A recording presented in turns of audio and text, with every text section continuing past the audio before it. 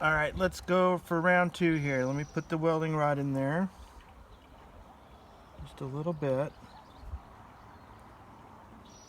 And I just don't know when it starts to melt.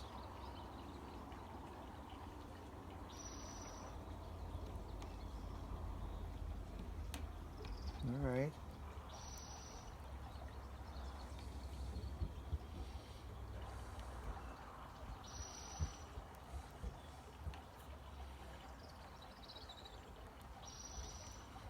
I do see it start to build up in there, and I do see the different color of the welding rod, so it is starting to melt and fill up the hole a little bit.